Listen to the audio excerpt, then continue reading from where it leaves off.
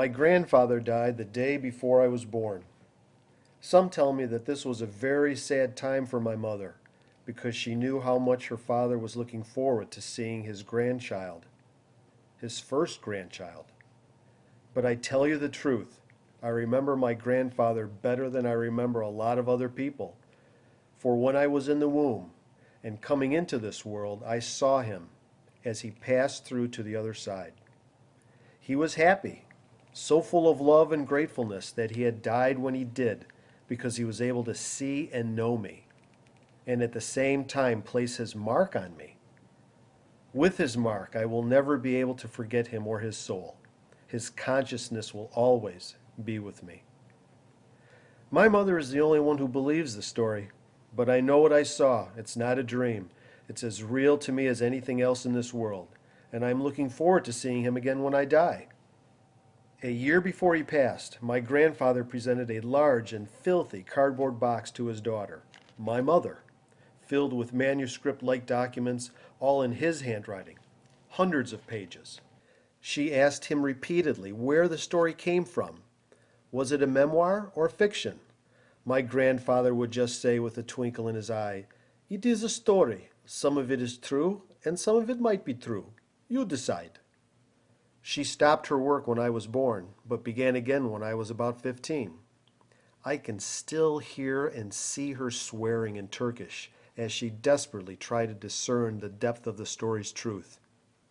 I inherited this responsibility after she passed away.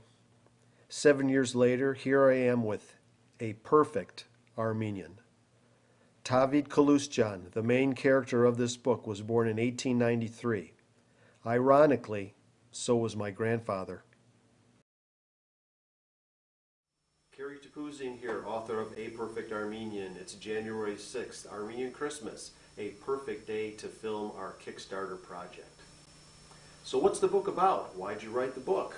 Why Kickstarter? And what's the deal with the title? So what's the book about? Well, it takes place in 1914 in Constantinople and also in a small Armenian village by the name of Chengiler, which is located in the westernmost provinces of the Ottoman Empire.